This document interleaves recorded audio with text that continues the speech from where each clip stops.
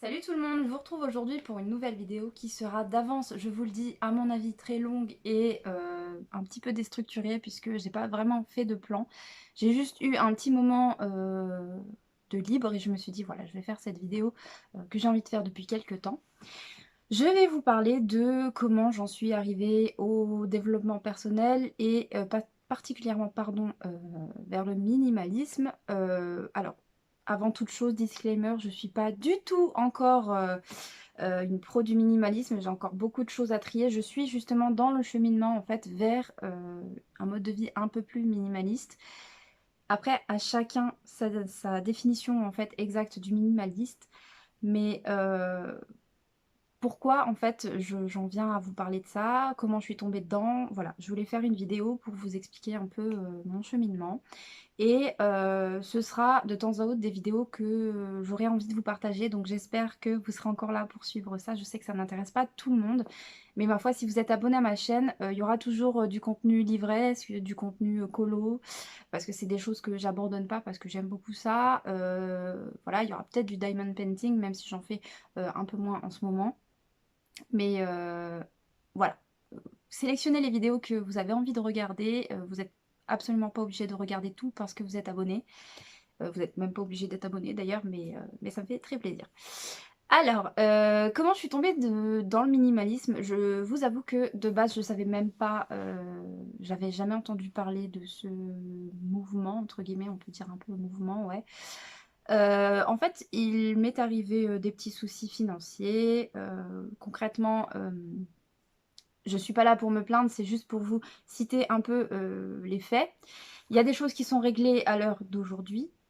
Il y a d'autres choses qui sont encore en cours, donc voilà. Mais je reste la tête haute et je reste positive. J'ai eu pas mal de soucis financiers. Enfin, pas mal de soucis financiers, oui. Des soucis matériels qui se sont transformés en soucis financiers, en fait. Il faut savoir que mea culpa, j'avais très peu de côté en fait et j'étais un peu du style à me dire, «On vit qu'une fois, tu travailles à la sueur de ton front, presque 40 heures par semaine, fais-toi plaisir». Alors oui, mais voilà, il faut maintenant nuancer la chose.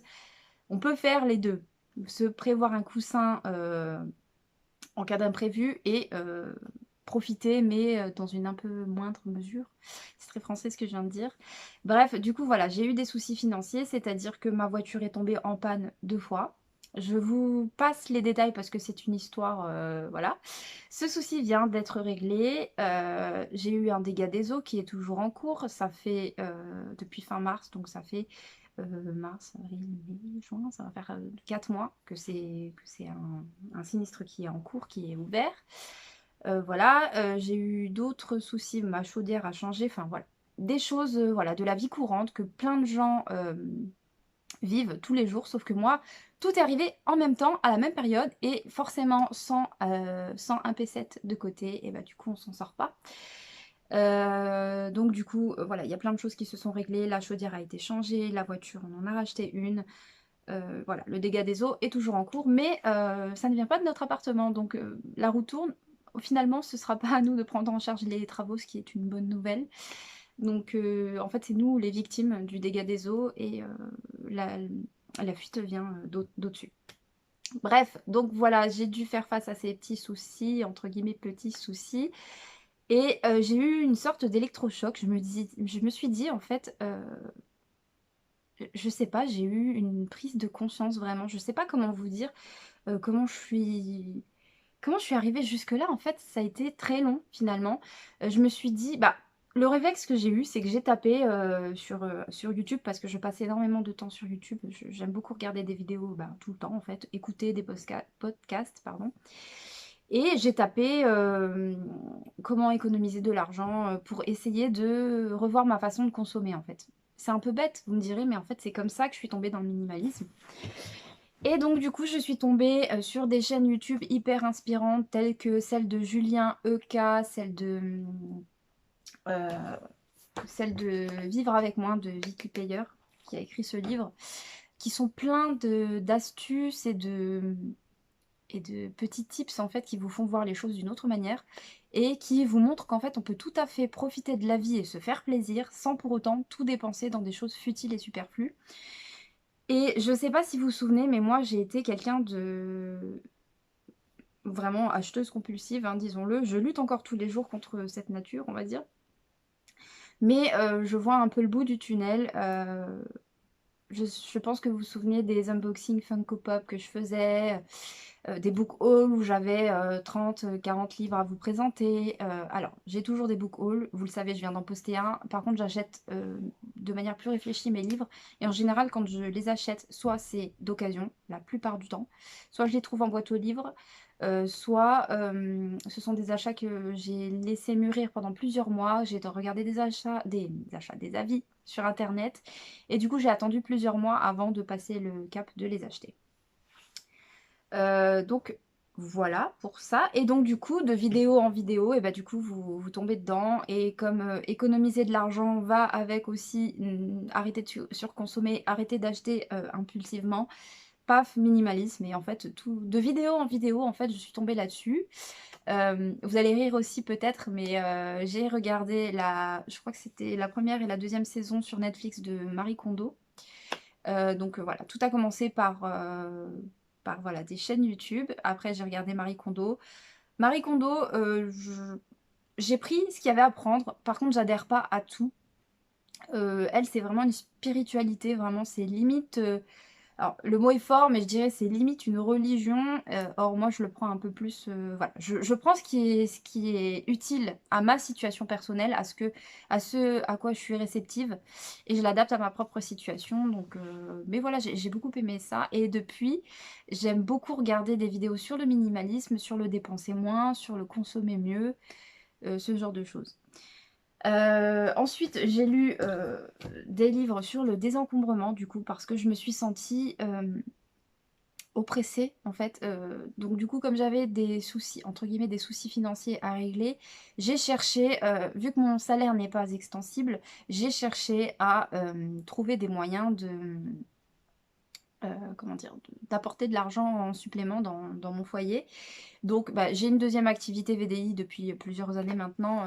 Je suis conseillère Sensi, même si en ce moment je passe un peu moins de temps là-dessus parce que du coup, voilà, je préfère faire d'autres choses. Mais voilà, je fais des réunions virtuelles de temps à autre. Je commande pour mes clientes qui ont besoin de cire, ce genre de choses. Mais voilà, j'ai ralenti un peu là-dessus parce que du coup, il faut aussi du temps pour sa famille. C'est hyper important. Et je me suis dit, bah, je sais pas si vous vous souvenez, mais j'avais 6 bibliothèques, 6 ou 7 bibliothèques, vraiment tout le long de mes murs. Et c'était magnifique, j'adorais ça. Si je retrouve la photo du gros bordel que j'avais dans ma chambre, je vous montrerai. Mais en fait, on pouvait pas mettre un pied devant l'autre tant j'avais de choses. Et c'est encore un peu le cas, mais beaucoup, beaucoup moins, dans une moindre mesure. Et je me sens encore oppressée, en fait, par toutes mes possessions. Là, vous voyez, j'ai besoin de faire un tri. Il y a des choses voilà, faut que ça parte. Et je suis désolée, je pars dans tous les sens, mais il n'y a pas vraiment de plan parce qu'en fait, j'ai eu plusieurs horizons de réflexion, on va dire. Il y a eu le dépenser moins, le minimalisme, le consommer mieux. C'est un peu des pistes qui se rejoignent, mais à la fois qui partent un peu dans tous les sens. Du coup, voilà, j'ai pris mes sources un peu partout. J'ai regardé des reportages, j'ai regardé des émissions de télé, des trucs sur Netflix. J'ai lu beaucoup, mais ça a été beaucoup YouTube et les bouquins quand même. Et du coup, bah, je suis tombée dans le développement personnel par la même occasion. Et en fait, actuellement, je ne peux pas vous dire que je vais être un beau professeur vers la démarche du minimalisme parce qu'en fait, je suis encore moi-même en construction et en recherche de mon idéal en fait de possession, vous voyez, je sais pas comment dire, mais mon idéal minimaliste, sans que enfin, pour moi, le minimaliste, c'est pas forcément quelqu'un, justement, je vous en parlais dans une précédente vidéo, c'est pas forcément quelqu'un qui a un intérieur totalement épuré, totalement blanc, dénué de décoration ou de possession. Moi, mon but, c'est pas de réduire mes possessions à 10 objets que je puisse emmener en sac à dos. Ce serait parfait, c'est sûr, parce que du coup, vous voyageriez léger et l'esprit léger également, mais moi je veux juste ne plus me sentir oppressée par toutes ces possessions qui en fait je les stocke en fait, souvent je les regarde même pas. Il y a des objets de décoration que je regarde même pas, que je garde parce que soit c'est un cadeau, soit c'est sentimental, soit je sais pas pourquoi j'arrive pas à le jeter. Il y a parfois, il y a pas vraiment de raison. Ou parfois on se dit, je le laisse là, je réfléchis, je m'en occuperai plus tard et en fait le temps passe et on s'en occupe jamais. Et j'ai beaucoup, beaucoup réduit mes possessions, mais je me sens encore oppressée. J'ai besoin de faire du vide et de me concentrer sur vraiment ce qui me rend heureuse. Donc souvent la question, qui revient, c'est: «Est-ce que vraiment on peut être minimaliste tout en étant, collectionneuse?» Moi je pense que oui. À mon sens on peut, du moment que ça nous apporte de la joie en fait. C'est un peu, ce que prône un peu Marie Kondo. Quand vous essayez de trier, prenez l'objet dans vos mains. S'il vous apporte du bonheur, gardez-le, du bonheur, de la joie. Par contre, si c'est, avec les souvenirs, les cadeaux, c'est plus difficile. C'est plutôt de la nostalgie. Et le minimaliste, c'est surtout vivre dans le présent et non pas dans le passé. Et du coup, voilà, il y a des choses, c'est difficile de s'en débarrasser. Et voilà, j'essaye le plus possible de garder ce qui me rend heureuse et ce qui me procure de la joie et ce qui me fait avancer en fait, au quotidien. Il y a encore des choses avec lesquelles, j'ai beaucoup de mal et je vous en ferai une vidéo dédiée. Mais voilà où j'en suis en fait. Je me renseigne, voilà, je lis beaucoup de livres. Ce livre, ça a été, je crois, le premier, il me semble, hein, si je dis pas de bêtises, le premier livre que j'ai lu, à propos du désencombrement. Juste après avoir regardé, Marie Kondo. J'ai lu celui-ci, ça a été, là, c'est vraiment une méthode, pièce par pièce, pour désencombrer. Hem, il est plein de fluo, de toutes les couleurs, parce que ça m'a vraiment parlé et ça a été vraiment une révélation. Hem, Ce livre, j'avais l'impression que l'auteur était venu chez moi et avait ouvert mes tiroirs, avait vu, les tas d'agrafes qui traînaient, les trombones, les 10 000 stylos qui fonctionnent pas, les livres où je passe devant et où j'ai pas jamais envie de les lire en fait. Enfin voilà, il y a tellement de choses qui traînent et dont on pourrait se débarrasser. Les choses qu'on a en double, en triple, je pense que vous vous rendez pas compte à quel point on a des choses qui traînent et qui nous encombrent parce que du coup, qui dit beaucoup d'objets dit beaucoup de nettoyage et de rangement à faire et c'est tellement vrai. Et en fait, moi, maintenant que j'ai eu cette démarche, je me sens vraiment, c'est le mot, je le répète souvent, mais c'est de l'oppression en fait. J'ai besoin de me sentir libre, j'ai besoin que ce soit clair. Alors pas forcément totalement vide et épuré, mais j'ai besoin, voilà, d'y voir clair, de savoir pourquoi, d'avoir une raison à chaque objet en fait. Chaque objet doit avoir, sa raison d'être chez moi. Et donc voilà, je suis dans cette démarche. Voilà comment je suis tombée dans le minimalisme. Donc du coup, qu'est-ce que j'ai fait de mes objets, que j'ai désencombrés? J'ai beaucoup revendu pour du coup pallier à mes petits soucis financiers. J'ai beaucoup donné aussi, parce que moi il faut savoir que je suis un peu bobo écolo. Je suis pas totalement écolo, parce qu'il y a toujours mieux que moi et je roule en voiture, hein, donc du coup voilà. Si je voulais être totalement, écolo, j'irais soit à pied, soit en vélo. C'est ce qui n'est pas toujours faisable, malheureusement, surtout avec un enfant. Mais donc j'ai beaucoup donné, j'ai beaucoup vendu, et j'ai très peu jeté. J'ai jeté ce qui était vraiment cassé et inutilisable. Moi je suis pas adepte du jeter pour jeter. Je trouve que jeter, quelque chose qui pourrait servir à quelqu'un d'autre, c'est du gâchis et puis c'est ni écolo, ni intelligent en fait. Parce qu'il y a des gens, il y a plein de gens qui sont dans le besoin et qui n'ont pas les moyens de s'acheter ne serait-ce qu'à boire ou à manger. Donc si vous avez, des vêtements qui sont, alors je dis pas qu'il faut donner des choses qui sont abîmées, attention, je donne des choses qui sont, enfin, que des choses qui sont en bon état et utilisables. Je vais pas donner, des fringues trouées ou, des jeans élimés ou quoi que ce soit. Quand c'est bon à jeter, quand il y a pas le choix, on les jette. Mais voilà, j'ai donné beaucoup de choses parce que honnêtement sur Vinted, moi les fringues, j'ai essayé, ça part pas, et j'avais envie de désencombrer rapidement. Et il faut savoir que la démarche, au début, vous avez envie de tout vendre et de récupérer de l'argent parce que vous avez des problèmes financiers. Moi, ça a été mon cas.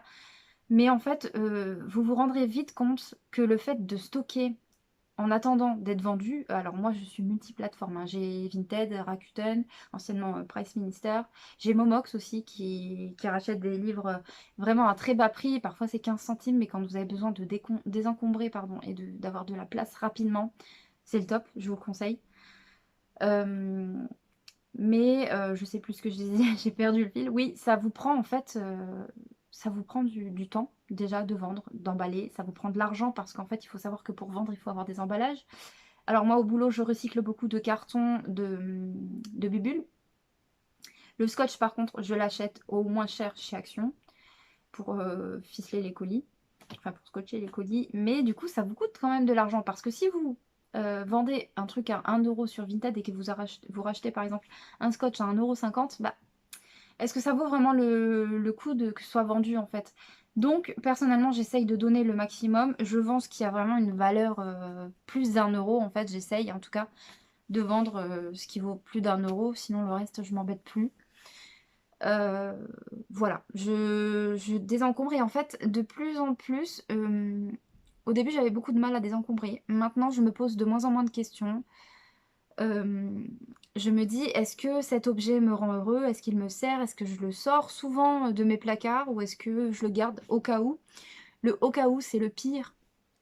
C'est la pire des phrases parce qu'en fait, au cas où, vous savez pas si ça va arriver au cas où.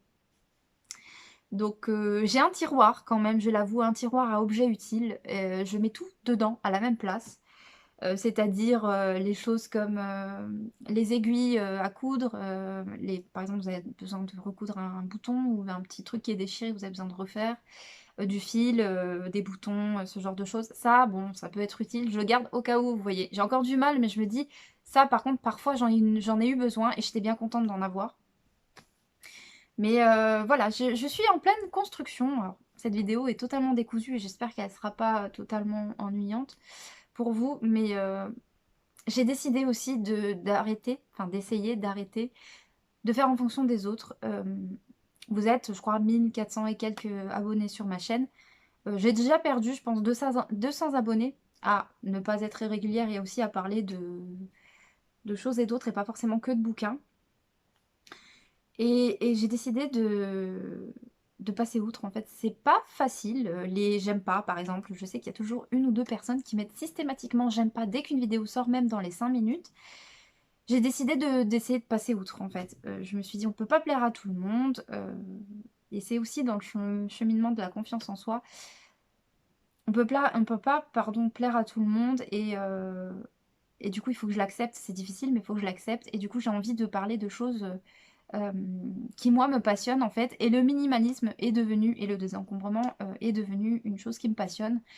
Hem, voilà, alors peut-être que quand j'aurai atteint à peu près mon idéal de possession et de d'intérieur et que je me sentirai mieux, et dans ma tête et dans mon intérieur, peut-être que j'en parlerai un peu moins, mais je pense qu'à mon avis, le minimalisme, si je mets un pied dedans, ça va me suivre, très longtemps et peut-être jusqu'à la fin de ma vie, tout simplement parce qu'en fait, on n'arrête jamais d'amener des choses chez soi. Ne serait-ce que, pas seulement pour vos achats, mais les choses que vous trouvez dans votre boîte aux lettres, les choses que l'on vous offre, qu'on vous donne. «Tiens, je t'ai ramené un truc», faut savoir aussi dire non. Ça, par contre, j'ai beaucoup de mal. Faut savoir dire non aux gens qui vous amènent des choses dont vous n'avez ni l'utilité, ni l'envie, ni le besoin. Hem, c'est très difficile et il y a certaines personnes qui peuvent le prendre mal, mais je pense qu'en fait, en expliquant la démarche, ils peuvent très bien le prendre et pour ce qui concerne les cadeaux, alors ça, c'est le plus difficile à désencombrer, c'est très difficile parce que du coup, quand ça vient de quelqu'un qui vous est cher, vous avez l'impression de le trahir en voulant vendre ou en donnant ou en jetant un cadeau qu'on vous a fait dans le passé. Mais personnellement, j'ai 2 meilleures amies, Loïc et Chloé, qui comprennent très bien ma démarche en fait et qui, bon, en même temps, ils me suivent dans toutes mes lubies. Mais je leur ai expliqué en fait au début ça leur a fait bizarre et je leur ai expliqué qu'en fait j'étais passée à une étape, pas supérieure parce que ça fait un peu pompeux, mais j'étais passée à l'étape suivante dans mon développement personnel et qu'il y avait des choses je trouvais pas l'intérêt en fait de garder certaines choses, qu'ils m'avaient offertes. Alors ça a été difficile de leur dire, hein, bien évidemment, mais comment dire? C'est difficile à expliquer en fait. Ils ont compris en fait que, l'argent que j'aurais pu récupérer ou la sérénité que j'aurais pu récupérer à me débarrasser de certaines choses dont je n'ai plus l'utilité, eux ils sont contents en fait que je sois enfin comment dire? Leur but c'est que je sois heureuse vu que je suis leur amie et moi de même. Donc du coup, ils comprennent en fait mon cheminement et pour ce qui est des cadeaux, n'hésitez pas à demander aux gens. Alors je sais que demander et faire des wishlists parfois c'est mal perçu et que, parfois vous préférez laisser libre cours aux gens, de vous offrir ce qu'ils ont envie et c'est tout à fait honorable. Par contre, je pense que vous pouvez, amener la discussion sur votre démarche et du coup, ils vont faire en fonction de la personne que vous êtes devenue, maintenant et de la personne que vous êtes maintenant. Typiquement, j'étais une collectionneuse compulsive de Funko Pop. On m'en a offert et j'ai eu ce besoin je crois que j'en ai plus aucune. Si je dis pas de bêtises, j'en ai plus aucune. Il me reste encore des Tsum Tsum, j'ai eu des Tsum Tsum. Je les ai toutes revendues, je crois. Je n'en vois plus nulle part. Il me semble que j'ai tout, voilà, j'ai tout fait partir. Et certaines m'ont été offertes du coup par mes meilleurs amis ou d'autres personnes de mon entourage. Et finalement, c'est difficile à expliquer, mais je me suis sentie apaisée en fait de ne plus avoir autant de choses. Ne serait-ce que pour choper un bouquin, vous avez tout ça à déplacer, ça. C'est chiant en fait, c'est chiant, c'est ni pratique, ça prend la poussière. Et je me dis, est-ce que je les regarde tous les jours, ces choses que je garde? Non, je les regarde quasiment jamais. Je les ai parce que je les ai. Ou alors parfois c'est pour prouver aux autres que j'aime quelque chose. Là par exemple, typiquement, c'est parce que j'adore les Aristochats, mais est-ce que ça me procure du plaisir de les avoir? Plus maintenant. Ça a été le cas avant, mais plus maintenant. Là j'ai Buck, clairement je suis fan d'Harry Potter, et ça changera jamais. Mais est-ce que je la regarde, cette figurine, cette petite vitrine? Non, pas du tout. Est-ce que je dois la dépoussiérer souvent? Oui. Est-ce que je dois la déplacer pour choper les livres qui sont derrière et qui, eux, me tiennent à cœur? Oui, me tiennent à cœur. Jolie liaison où il n'y avait pas de S. Bref. Donc voilà, je pars un peu dans tous les sens, mais je suis en pleine construction, comme je vous dis. Et donc du coup, il faut que je me fixe des objectifs. Mais je trouve que c'est un sujet passionnant. Et quand on met la tête dedans, franchement, vous rendez pas compte de tout ce qu'on garde, mais pour rien au final, qui nous encombre. Et même quand vous déménagez, vous vous rendez pas compte le nombre de cartons.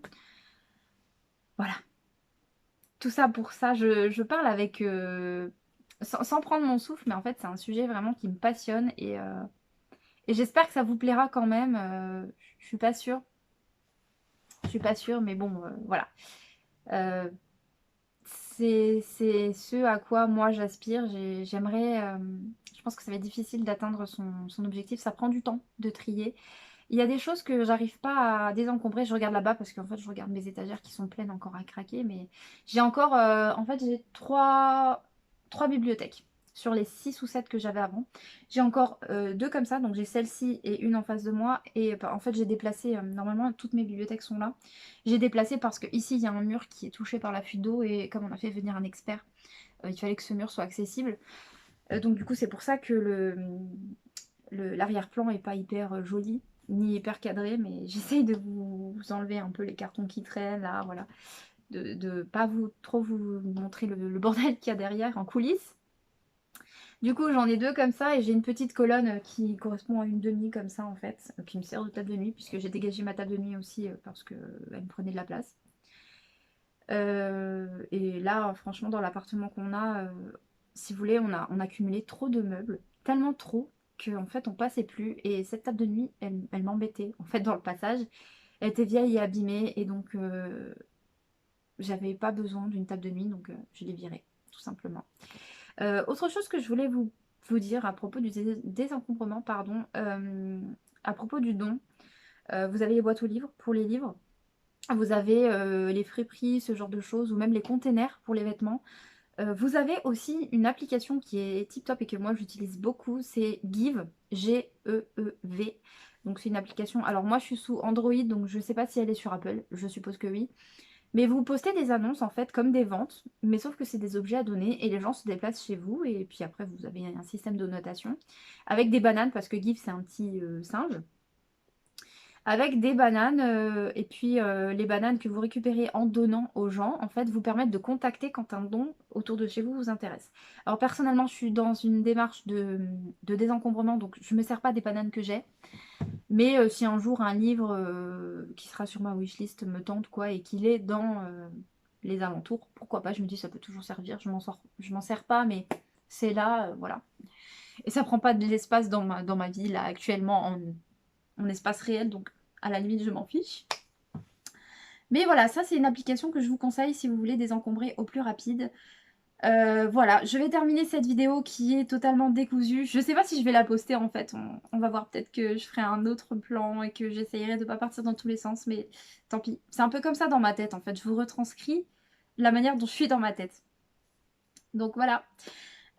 Écoutez, je vais vous laisser, je vais vous laisser regarder cette vidéo en espérant que ça vous plaira quand même et que je ne perdrai pas tous mes abonnés. Mais bon, écoutez, tant pis. Les gens évoluent et puis c'est comme ça, c'est la vie.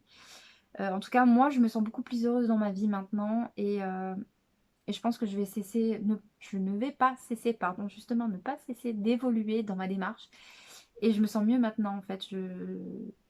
Je vois l'horizon, je vois vers mes rêves, vers mes buts, mes objectifs futurs et voilà. Je vous souhaite la même chose en tout cas. Je vous fais des bisous et je vous dis à bientôt dans une nouvelle vidéo.